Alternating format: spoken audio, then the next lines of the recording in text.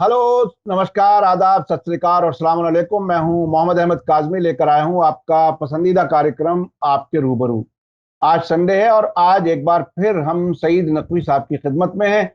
कई अहम खबरें हैं इस हफ्ते की जिस पर उनसे बात करनी है। एक तो बहुत बड़ी खबर यह है कि ईरान के प्रेसिडेंट इब्राहिम रईसी ने साउथ अमेरिका के दौरे के बाद अब अफ्रीका का दौरा किया है, 3 मुल्कों का। और वो खुल करके कह रहे हैं कि ये अफ्रीका, अमेरिका और एशिया की तरह ही अहम है और वेस्ट जो है वो दुनिया का आखिरी किनारा नहीं है। ये बात वो बार बार कह रहे हैं। इसके अलावा नॉर्थ कोरिया ने आईसीबीएम यानी इंटर कॉन्टिनेंटल बैलिस्टिक मिसाइल का एक टेस्ट किया है, लॉन्च किया है। उसके खिलाफ अमेरिका, साउथ कोरिया और जापान, उन्होंने एक सख्त बयान दिया है और एक बहुत ही अहम मीटिंग भी हुई है। इसके अलावा भी बहुत कुछ दुनिया में हो रहा है। मिडिल ईस्ट में हमने कल ही आपको एक खास प्रोग्राम पेश किया था जिसमें बताया था कि जेनिन में किस तरह से फिलिस्तीनी नौजवान शहादत के लिए तैयार हैं। वहां आखिर क्या कुछ हो रहा है उस पर भी हम बात करेंगे। क्या है दुनिया के बदलते हालात, जो सईद नकवी साहब अब से पहले कहते रहे हैं कि वेस्ट से ईस्ट की तरफ ताकत का मरकज खिसक रहा है या खिसक गया है। सईद नकवी साहब, वेलकम है आपका। मीडिया स्टार वर्ल्ड को आप वक्त दे देते हैं। बहुत बहुत शुक्रिया। आप बताइए कि ये आप कहां से शुरू करना चाहेंगे, ईरान के प्रेसिडेंट का साउथ अफ्रीका का? आपने जो स्केच किया वो बहुत ही दिलचस्प है, लेकिन एक उसमें खिला है, एक एक गैप है। अगर आप इजाजत दें तो मैं आपको उर्दू के बहुत मशहूर शायर हुआ करते थे हमारे बुजुर्गों के जमाने में, जनाब नूह नारवी। नूह नारवी साहब बहरे तवील यानी उस बहर में शेर कहते थे, जो कि बहुत लंबी बहर बहर होती। एक उनकी ये क्यों याद आए वो अभी वजह वाजे हो जाएगी। उनकी एक गजल थी, वो यूं शुरू होती थी,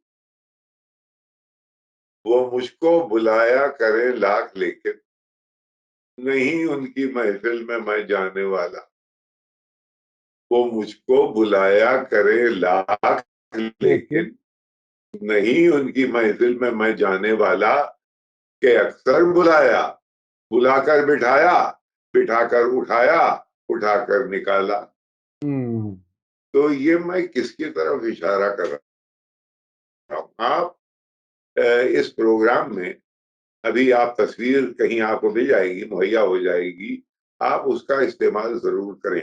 जी जी। अभी हाल में विल्नियस में जो नेटो की समिट हुई है 4 जुलाई को, जी जी। 3 दिन की समिट थी, बहुत अहम समझी जा रही थी। यह था कि बस अब आर पार की लड़ाई जो है वो खत्म हो जाएगी। वहां तस्वीर का फ्रेम यूं है कि एक ग्रुप है नेटो का, वो यूं यहाँ का हुजूम है और एक साहब अकेले यहाँ खड़े हुए हैं, एक अलग, और बहुत नाराज से दिखाई दे रहे हैं। इन हजरत का नाम है जेलेंस्की, जो कि प्रेसिडेंट हैं यूक्रेन के। अब क्या हुआ था, ये समझे थे कि दूल्हा वहां यही होंगे। वहां एक तो दूल्हा ये नहीं थे, वहां दूल्हा था स्वीडन, क्योंकि स्वीडन भी आना चाह रहा है और तकरीबन आधा टो उसका नेटो के अंदर आ गया है। तो इससे ये बहुत झुंझलाए। फिर ये समझ रहे थे कि अब इनको बेपनाह पैसा मिलेगा, तो बेपनाह दौलत मिलेगी, तो बेपनाह वो मिले असलहे मिलेंगे।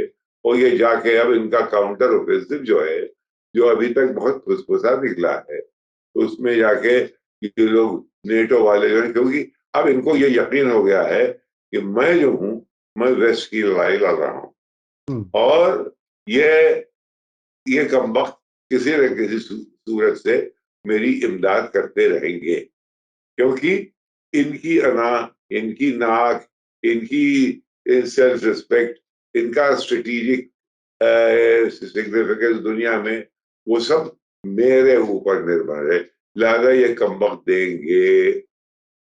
उन्होंने साहब अंगूठा हिला दिया। उन्होंने कहा, अजीब गरीब बात कही स्टोल्टनबर्ग ने, जो कि सेक्रेटरी जनरल है इसका नेटो का।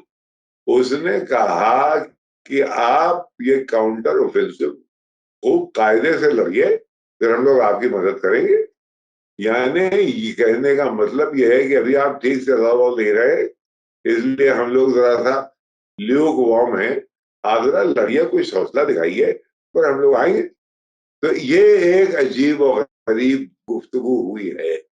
अच्छा, जाहिर है ये गुफ्तगू ऐसी नहीं है जो कि वेस्टर्न मीडिया उठाए और वेस्टर्न कहीं दुनिया में पर, लिहाजा आप और हम, हमारे कान में जू भी नहीं देंगे कि क्या हो गया। लेकिन बहुत ही सिग्निफिकेंट रिवर्सल ज़ेलेंस्की को विल्नियस की नेटो समिट में मिला है, और उनको ये समझ में बात आ गई है कि भाई अब इन तिलों में तेल हैं तो, लेकिन ये हमें निकालने न देंगे। अब ये तो अब क्या होगा, यानी एक ऐसे मरकज पे ये जंग आके ठहर गई है कि अगर इनकी मदद न करें तो वो बरसरे इक़्तिदार रही है, रूस की गेन हो रही है, इसमें कोई दो राय नहीं है। हालांकि वेस्टर्न मीडिया ये आपको नहीं बताएगा, वेस्ट आपको ये नहीं बताएगा, देखिए सारा खेल प्रोपेगेंडा और धांधली के ऊपर है। वो आपको ये नहीं बता रहा कि वहां क्या हो रहा है, कि डॉनबास में क्या हो गया। वो आपको ये बताएंगे कि एक जगह वो बुखमान में उन्होंने कहा एक पूरा इलाका है वो ले लिया। अरे भाई कौन सा इलाका है, वहां कौन लोग रह रहे थे, कुछ कोई डिटेल सब हम जो बड़े बड़े दैयज वो जो थे कॉरेस्पॉन्डेंट्स थे, यानी लीज डुसेट कहाँ है, वो क्रिस्टियाना मानतुगुल कहाँ है, तो वुल्फ ब्लिट्जर कहाँ है, ये लोग वहां होते थे जबकि वेस्ट कोई जबरदस्त हमला करता था या वेस्ट की कामयाबी होने वाली थी, होती थी, ये सब गायब है। और हमें आपको बेवकूफ ये बनाया जा रहा है कि सब ठीक जा रहा है, बस जैसे हम कर। एक तरफ तो ये पहलू है, ये जंग उनके वेस्ट के खिलाफ जा रही है, नंबर वन। लेकिन क्या क्या इसके मानी ये हैं कि वेस्ट इसको इनको हार जाने देगा? अब वो क्या कह रहे हैं, अजीब बात कह रहे हैं। उन्होंने अब की वो जो कि दुनिया में असलहे बिल्कुल बैंड हैं, क्लस्टर बॉम्ब्स, आपने क्लस्टर बॉम्ब्स दिए हैं। पूछा किसी ने बाइडेन से कि साहब ये तो दुनिया में बैंड है, ये आप क्यों दे रहे हैं? कहने लगे साहब ये हम इनको इसलिए दे रहे हैं कि हम नहीं चाहते कि पुतिन जीते। हम ये नहीं कह रहे हैं कि हम इसलिए दे रहे हैं कि ये जीते, हम इसलिए दे रहे हैं कि हम ये नहीं चाहते कि पुतिन जीते।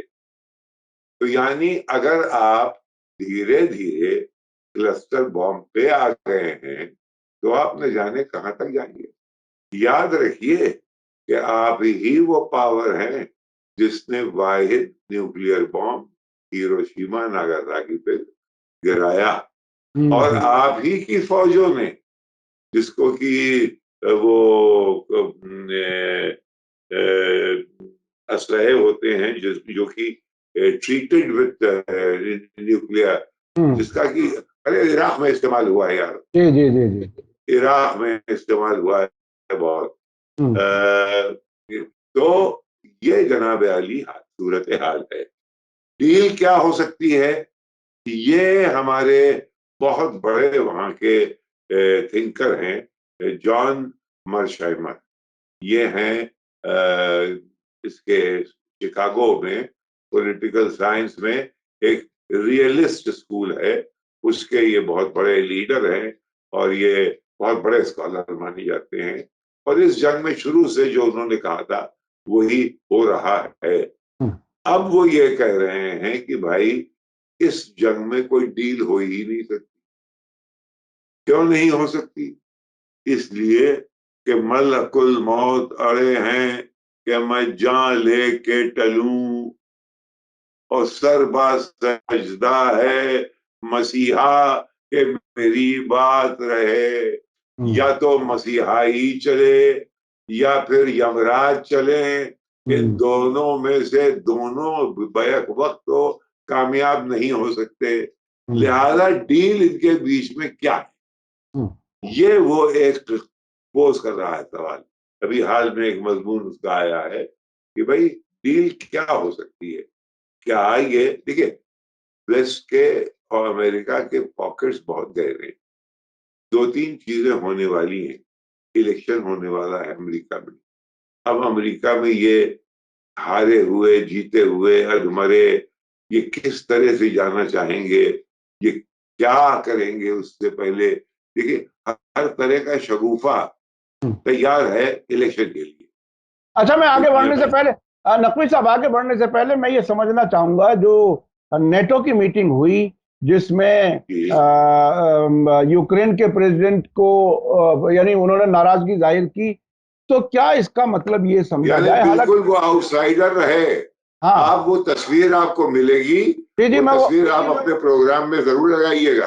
बिल्कुल बिल्कुल, मैं ये समझना चाह रहा हूं, क्या अब जेलेंस्की मौजूदा हालात में नेटो का ये रवैया देखते हुए रूस के साथ कोई बातचीत जो बीच में तुर्की वगैरह के जरिए शुरू होने के इम्कान थे उस तरफ बढ़ेंगे, या जंग चलते रहने देंगे? उनका अपना जो बॉडी लैंग्वेज है जेलेंस्की की, उससे आपको क्या लगता है, वो जंग जारी रखने की हालत में है या नहीं? देखिए, अगर ये जंग जारी रखेंगे तो हारते जाएंगे, और अगर जंग ये खत्म कर दें तो हार जाएंगे। यानी ना ना इधर चैन है ना उधर चैन है। ये क्या करें? बड़ी बहुत ही क्रिटिकल जगह पे इस वक्त यूक्रेन है। और इसमें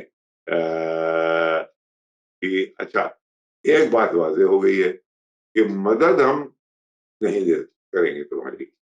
हाँ, अब हम ऐसे किस्म के शरारत वाले असलहे देंगे कि भाई शायद वो, क्योंकि हम ये नहीं चाहते कि वो कम वक्त जीत जाए, लिहाजा हम तुमको बस इतना देते रहेंगे तो उसको परेशान किया। This war is going to be fought to the last Ukrainian. ये बहुत ही खतरनाक और अजीब और गरीब सिचुएशन वेस्ट ने बना रखी है कि इसको तुम लड़े जाओ बेटा। अच्छा अच्छा अच्छा, लड़े जाओ, सूली पे हम तो मदद नहीं कर देंगे। अच्छा, अब मैं इतनी मदद हम करेंगे कि तुम जिंदा रहो। अच्छा, अब मैं इससे आगे का एक सवाल करना चाहता हूँ। जी, आपने दुनिया के बहुत से हुक्मरानों को देखा है, समझा है, उनका काम करने का तरीका देखा है। बहुत से मुल्कों में ऐसे लोग भी नजर आते हैं जो गैर मुल्की सरकारों के इशारों पर फैसले लेते हैं। उसमें किसी हद तक ये भी महसूस होने लगता है कि उस रूलर की अपने अवाम से कोई हमदर्दी नहीं है, सिवाय इसके कि वो अपनी हुकूमत बाकी रखना चाहे। ऐसी मिसालें बहुत सी हैं। तो जेलेंस्की को आप कौन सी कैटेगरी में रखना चाहें? बिल्कुल, इसमें आखिरी जो आपने डिस्क्राइब किया है कि किसी तरह से हमारी पावर बची रहे, हम बचे रहें, और वरना जाएंगे कहाँ? ये तो अच्छा, बिल्कुल इनको हार नहीं देना नहीं चाहता वैसे, कि अगर हार गए तो ये तो बिल्कुल बंद हो जाएगी। इतना देना नहीं चाहता कि ये एक डिसाइसिव बैटल कर ले। तो एक अधमरा तरीके से ये रखे गए हैं। ये बात आप पहले भी कई बार कह चुके हैं कि ये जंग लंबी चलेगी और लंबी बहुत जल्दी खत्म होने के इम्कान नहीं है। अच्छा, अब मैं आना चाहता हूं ईरान के प्रेसिडेंट के अफ्रीका दौरे पर। काफी अहम दौरा रहा है, जिसमें वो कीनिया, युगांडा और जिम्बाब्वे गए हैं, और उन्होंने ये कहा है कि वेस्ट जो है वो दुनिया का आखिरी किनारा नहीं है। जिस तरह से अमेरिका और यूरोप या अमेरिका और एशिया मिसाल के तौर पर अहम है, उसी तरह से अफ्रीका भी अहम है। आप इसको किस तरह से आप देखें? बिल्कुल ये दुरुस्त है, क्योंकि अफ्रीका को इन्होंने बिल्कुल कॉलोनाइज वैसे ही किया था, जिसको कि अगर आपको याद हो, एक जमाने में Cape Town to Cairo railway बनाई जा रही थी। एक इन्होंने ये क्या नाम था उसका, बहुत विक्टोरिया के जमाने में कॉलोनियलिस्ट एक मैं बल्कि ये यहाँ पे ये अभी हाल में गए होके आए हैं जिम्बाब्वे। जिम्बाब्वे में बहुत ही खूबसूरत दो तीन फॉल्स हैं दुनिया में। एक तो है उधर मोंटेविडियो और इधर लैटिन अमेरिका में। एक है ये नायगरा फॉल, जो कि इधर अमेरिका और कनाडा। कनाडा हाँ। कनाडा और अमेरिका के बीच में है। और एक इन सबसे बड़ा फॉल है गहरा, वो है, उसको कहते हैं विक्टोरिया। तो वहां मैं गया। एक डॉक्टर लिविंगस्टन एक साहब थे, ये कॉलोनियल हिस्ट्री में बहुत बड़ा नाम आता है। इन्होंने जाके बहुत एक्सप्लोर किया। तो ये था कि क्वीन विक्टोरिया के लिए एक बहुत बड़ा तोहफा अफ्रीका की मार्केट्स होंगी, वगैरह वगैरह। तो गाइड हमारे साथ था, और वो और तमाम टूरिस्ट थे। तो गाइड को लोग बता रहे थे, और गाइड बता रहा था, जो उनमें से अंग्रेज था, कि ये देखिए इस सामने जो है, ये आपको विक्टोरिया फॉल दिखाई दे रहा है। ये फला सद में इसने लिविंगस्टन ने इसको स्पॉट किया, और तब से ये, तो जो उनका गाइड था वो उछल पड़ा। उसने कहा आप ये क्या गलत बयानी कर रहे हैं? कहते लोग हक्का बक्का, क्यों? क्योंकि ये तो मिलियंस ऑफ इयर्स से ये चला आ रहा है, ये फॉल्स। ये विक्टोरिया तो अभी 18-19 सेंचुरी की चीज है। तो आप समझते हैं कि ये फॉल 19वीं सदी में शुरू हो गया क्वीन विक्टोरिया के लिए? अरे साहब, ये मिलियंस ऑफ इयर्स से चला आ रहा है। आपने ये कहानी कर ली कि क्वीन विक्टोरिया के लिए ये आए, इन्होंने देखा, और वहां एक सोता खुल गया, और वो विक्टोरिया फॉल हो गया। कहने का मतलब यह है कि ये पूरा एक कॉलोनाइजेशन। देखिए सदर्न रोडेशिया क्या था, रोडेशिया बल्कि अभी भी आप जाइए तो वहां बड़ी बड़ी जमीनों के जो ओनर्स हैं वो सफेद गोरे हैं अभी। रोडेशिया साउथ साउथ अफ्रीका के बाद जो दूसरा अपार्थाइड स्टेट थी, वो यही जो कि अब जिम्बाब्वे हुई है। पहले ये सदर्न रोडेशिया थी, जी जी जी। और उसके बगल में है जिम्मा ये जाम्बिया, जहां से कॉपर आता है बेपनाह। तो जहां जहां कॉपर और इस किस्म की चीजें थी, वहां वहां अंग्रेज पहुंचा, और उसने जनाब इनको उसको इनमें कोई दिलचस्पी नहीं थी। अगर होती तो आज नाइजीरिया से ज्यादा अमीर मुल्क कोई ना होता। इतना तेल था, वो सब इनकी ऑयल कंपनी ले गई, और वहां पे सिर्फ एक कॉन्फ्लिक्ट और एक तकरीबन भुखमरी किसी हद तक ये छोड़ के चले गए। तो history of colonialism in Africa बहुत ही दर्दनाक और इबरतनाक है। इसलिए रईसी साहब ने बिल्कुल नया सही निशाना लगाया। वो लोग जानते हैं। और रईसी साहब क्या कह रहे हैं? वो कह रहे हैं कि देखिए, पहले वो अकेले थे, वही पावर थी, हम लोग सब बेबस थे। ये कहानी उन्होंने लिखी, ये इम्प्लाइड है। अब हम सब मिल गए हैं, हमारी कुव्वतें जो हैं, हम शाना बशाना चल रहे हैं। और आप अब जो नया डेवलपमेंट का फेज आएगा, उसमें हम और आप बराबर होंगे। ये नहीं होगा कि ये जो सामने दिखाई दे रहा है विक्टोरिया फॉल्स, ये डॉक्टर वो लिविंगस्टन ने देखा, और वो जरा सोता खुल गया, और क्वीन विक्टोरिया खुश हो गई। इस किस्म की चीजें अब नहीं होंगी। अब होगा डेवलपमेंट होगा, उस डेवलपमेंट में आप और हम पार्टनर होंगे। अच्छा, इसमें ये बिल्कुल और तालमेल से चल रहे हैं ये, इधर चीन, इधर रूस, इधर ईरान और भी छोटे छोटे ममालिक बिल्कुल एक सैटेलाइट्स की तरह यूं घूम रहे हैं कि इस वक्त समझ में नहीं आ रहा है वेस्ट के कि वो किस तरीके से, उनके पास एक ही तरीका है और वो तरीका जो है, तरीकाकार एक है, वो ये है कि बेसेस बनाओ, यानी कुव्वत मिलिट्री पावर को इतना ज्यादा प्रोजेक्ट करो कि उससे पॉलिटिकल और इकोनॉमिक नतीजे हमारे हक में आते जाए। अच्छा, वो जरूरी क्यों है? क्योंकि सारा निजाम उनका निर्भर है मिलिट्री इंडस्ट्रियल कॉम्प्लेक्स के ऊपर, कि वो ना हो तो फिर उनका क्या हो। यानी एक दुनिया की एक ऐसी सिचुएशन है जहां पीस, शांति, अमन एक बहुत बड़े मुल्क के लिए मुजिर है। ये अच्छा सिचुएशन। अच्छा अच्छा, ये बहुत बड़े मुल्क के लिए मुझे आपने नाइजीरिया की मिसाल दी कि तेल किस तरह से लूटा गया। अब ईरान ने अपने जो इस्लामिक रिवॉल्यूशन 79 की है उसके बाद दो तीन नारे लगाए थे, आपको याद होगा।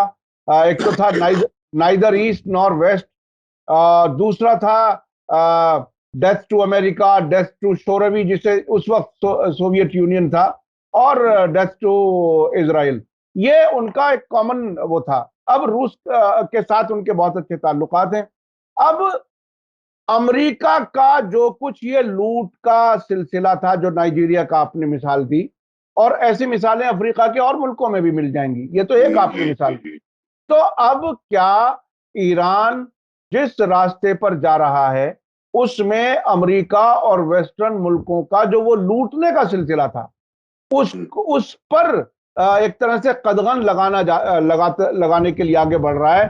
आपको क्या लगता है कि उसमें ओवरऑल क्या सिचुएशन होगी? वो एक तरह से ट्रिगर भी तो कर सकता है कि क्या ईरान के खिलाफ कुछ। देखिए, आप इस बात को याद रखिए कि वेस्ट ने अपना फोकस, हालांकि इन्होंने कॉलोनियलिज्म क्या के जरिए अपने अपने हाथ पांव फैलाए अफ्रीका में, लेकिन इंपीरियलिज्म का रोल जो है वो फोकस रहा अलग जगह। अफ्रीका को उन्होंने इग्नोर किया, और जब दुनिया में वेस्टर्न पावर ये नेटो और वार्सो पैक्ट से लड़ रही थी, जबकि यूरोप में लड़ाई हो रही थी, उस वक्त चीन और रूस ये धीरे धीरे, उन दिनों में कहा जाता था कि like ends the Chinese are moving into Africa, कहा जाता था तब।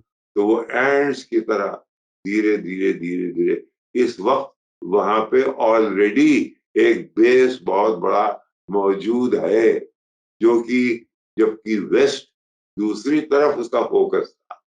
उस वक्त चीन ज्यादा आगे था, और उसके पीछे रूस। ये अब आगे बढ़े। अब तो जनाब हिंदुस्तान भी जाना चाह रहा है, क्योंकि हिंदुस्तान को भी एक बड़ी कुवत बनना है और बनने का शौक है। लिहाजा वो भी अभी हाल ही में जयशंकर गए थे यहाँ अफ्रीका, कि भाई इसमें किसी किसी से पीछे हमको नहीं रहना है, हम भी आगे बढ़ेंगे। अच्छा, सब लोग आगे बढ़ रहे हैं, ईरान और चीन। चीन के बारे में आपने बताया कि चींटियों की तरह से एंड्स, मैं अपने उन लोगों को बता दूं, देखने वालों को जो वो पूरी बात ना समझ सके हो, अंग्रेजी में एंड्स चींटी को कहा जाता है, जो आमतौर पर स्लो चलती है लेकिन बहुत ही स्टेडी आगे बढ़ती है। अब मैं जानना चाहता हूं, ये नॉर्थ कोरिया जैसा छोटा मुल्क, बजाहिर छोटा मुल्क, वो मुसलसल इनको चैलेंज कर रहा है। एक तरह से ये कह रहा है कि हम अमेरिका में किसी भी जगह इंटरकॉन्टिनेंटल बैलिस्टिक मिसाइल से हमले कर सकते हैं।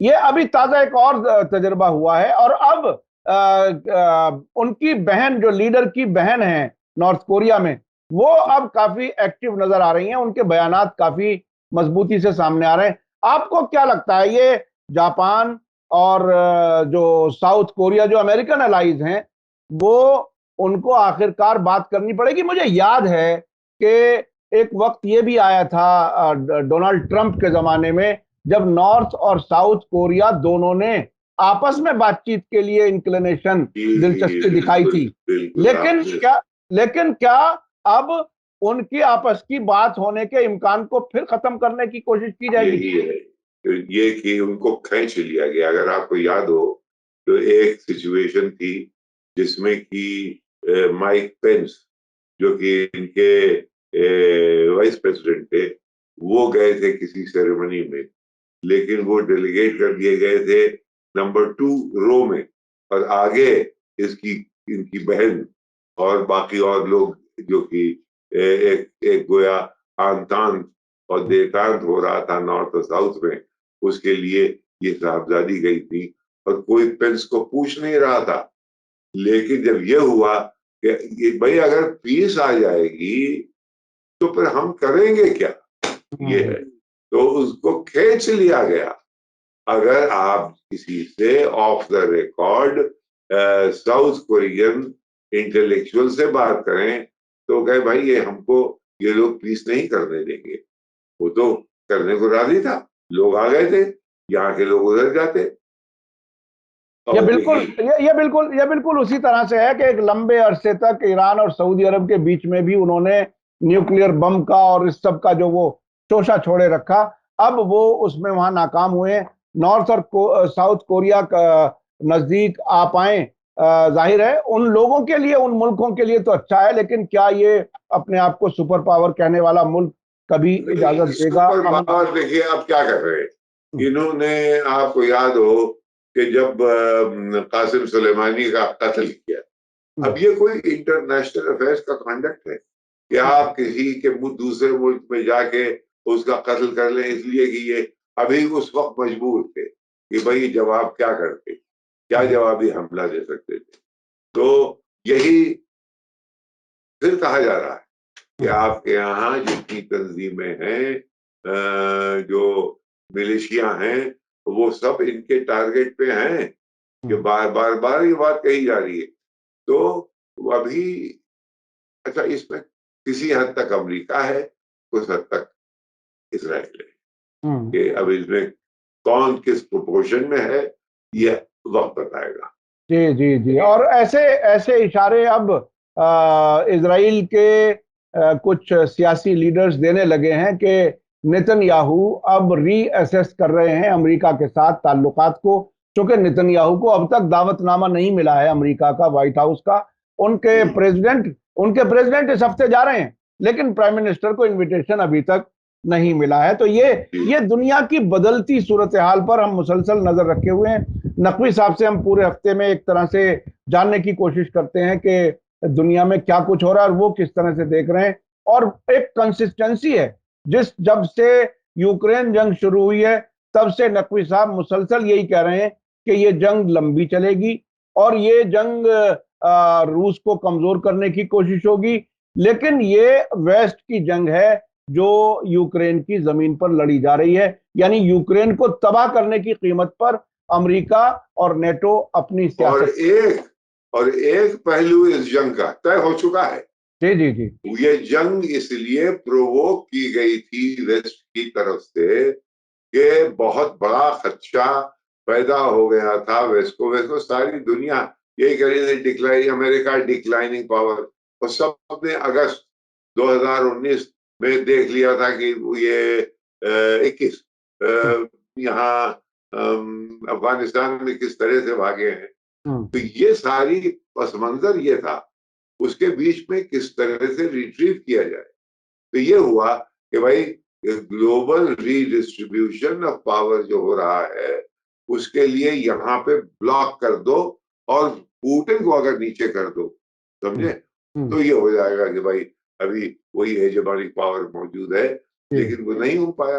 अब हर एक कह रहा है कि न्यू मल्टीपोलर वर्ल्ड है, हो गई, यानी ये कि pending the outcome of the Ukraine war, उसके नतायज क्या होंगे और कैसे होंगे उसको अब दरकिनार एक नतीजा बड़ा ऑलरेडी निकल चुका है और वो नतीजा ये है कि दुनिया अब हेजेमोनिक पावर से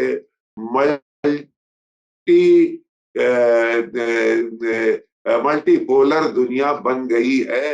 ये हर एक इस बात को मान रहा है। जी तो जी गोया एक बहुत बड़ा पहलू ऑलरेडी जीता जा चुका है। जी जी जी, बहुत बहुत शुक्रिया सईद नकवी साहब, आप हमें वक्त दे देते हैं और इस गहराई से मालूमात हमारी होती है और हमारे दर्शक भी काफी पसंद करते हैं। बहुत बहुत शुक्रिया। इसी के साथ मुझे दीजिए इजाजत। धन्यवाद, शुक्रिया। जय भारत, जय।